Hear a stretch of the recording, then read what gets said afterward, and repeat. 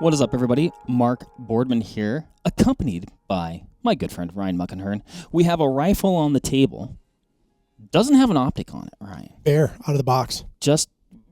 We're going, she's pretty sleek. But that's okay, because we're talking about a rifle rundown, pre-hunt, pre-rifle scope mounting checklist. Things that you're going to want to go through with your rifle to make sure, ultimately, when you get that optic mounted up, you kind of have this part squared away, buttoned up, all the loose ends tied, maybe loose screws tightened.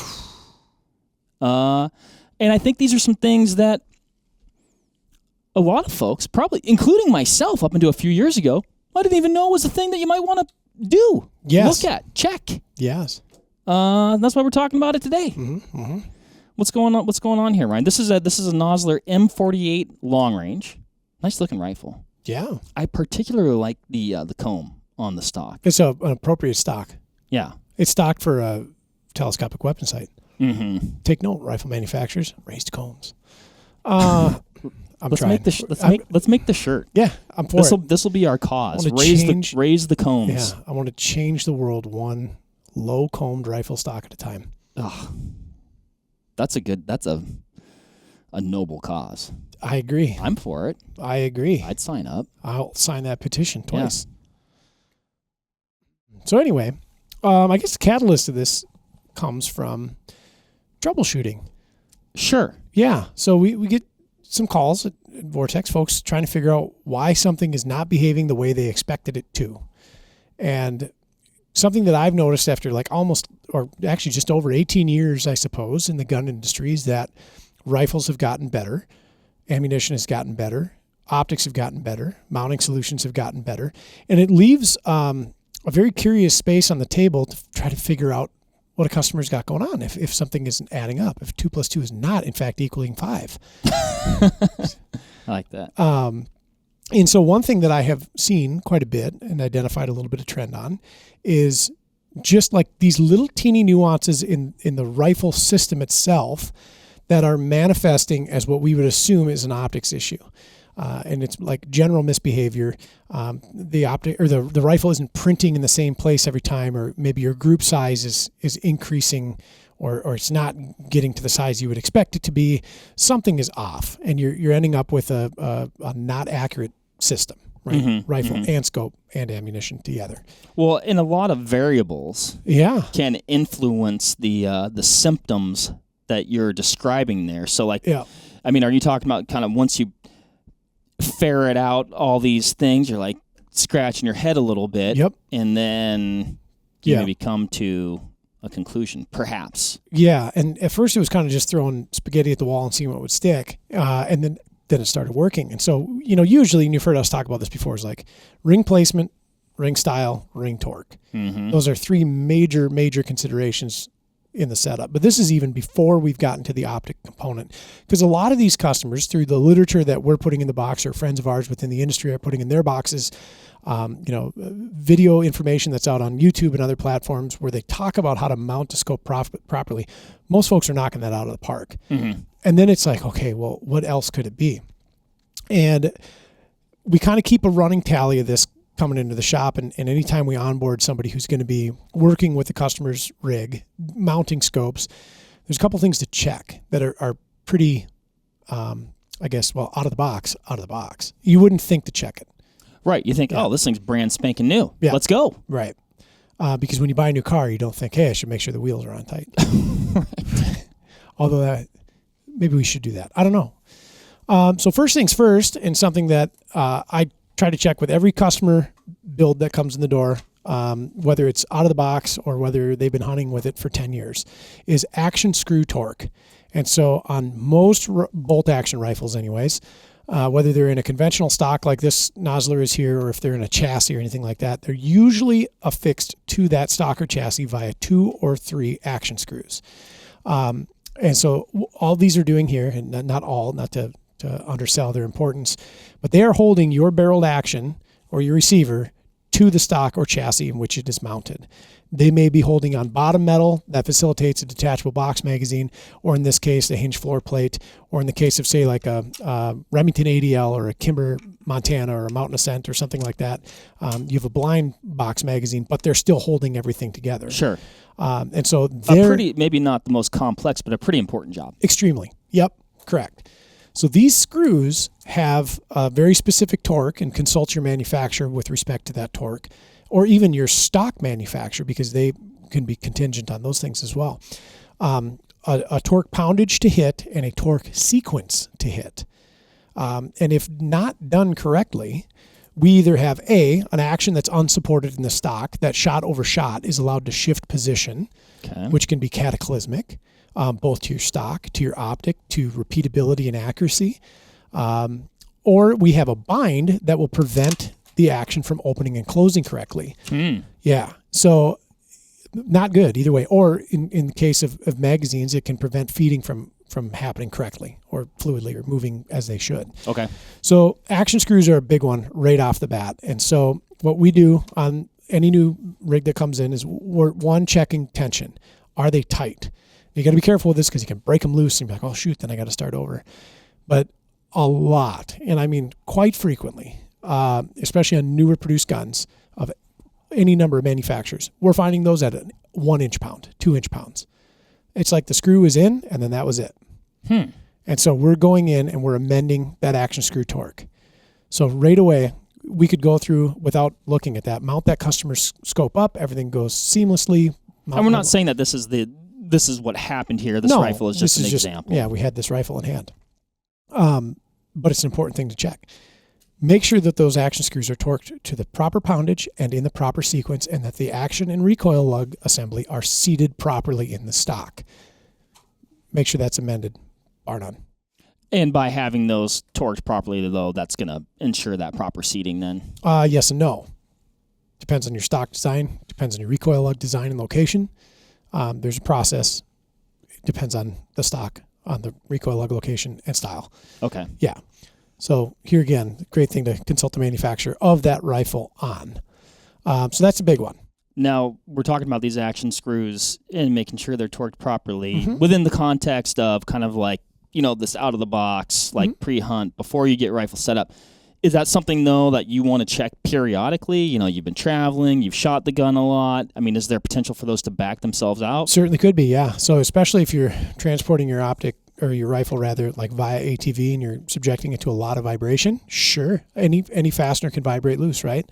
And there's chemical products that you can put on those fasteners, like VC3 Vibrotite, serviceable grade Loctite, things like that will help keep them secure over a period of time. But you ask a great question, and is that something you should do? It's something I do.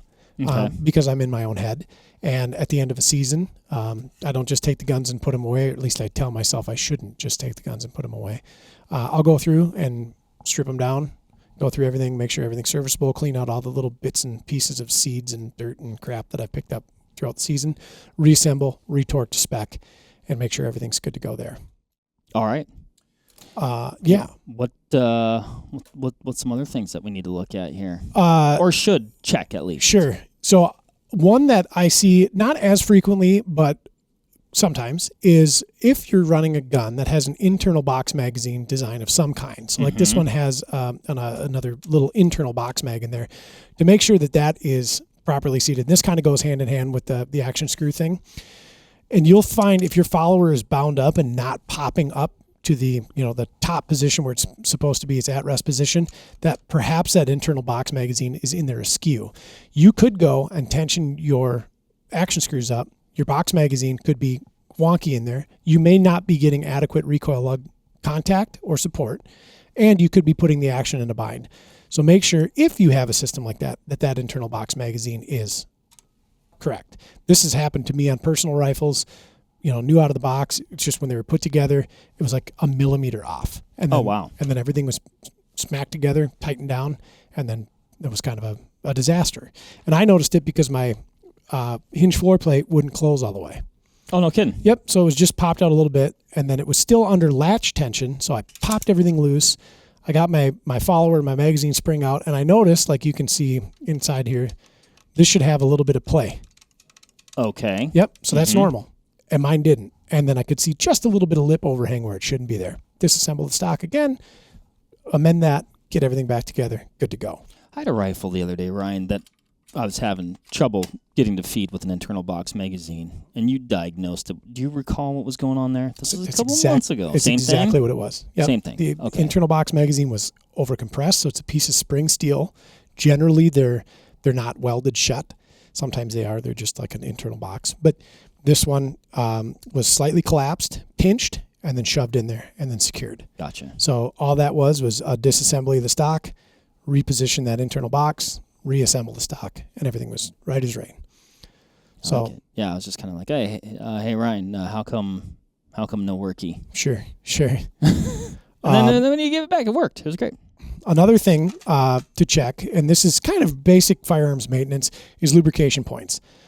Sometimes I'll find these guns over lubricated, and we definitely don't want over lubrication because then we're going to attract particulate, which is then going to end up in our raceways, possibly in our chamber, which we definitely don't want. Or we find them under lubricated, and the action is just like atrociously stiff. So this is just a function check. You open and close the action. Does it move and manipulate as it should? If not, if it's dry, you're going to feel that crunchy crunch. Amend that, right? Lubrication is less is more, but in the right spot. If it's too much lubrication, you see an excessive buildup, wipe that excess off. You don't want any of that going into your chamber. The 4 holes at the top of the rifle's receiver, if you're running something like a Browning X-Bolt, you've actually got 8. Make sure those are degreased and cleaned out so that when you go to mount your scope base, we've got a clean receptacle for those to go into.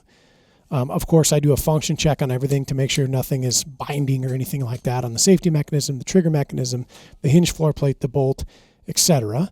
How are you? What are you doing to degrease those threads?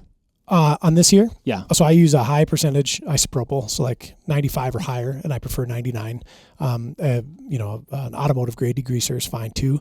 Just be cognizant if you're pushing something in here under like pressure of aerosol, you have a potential to get some of that into your chamber and raceway, and maybe don't do that. What are you doing with that isopropyl alcohol? Then just putting a drop in there? Q-tip.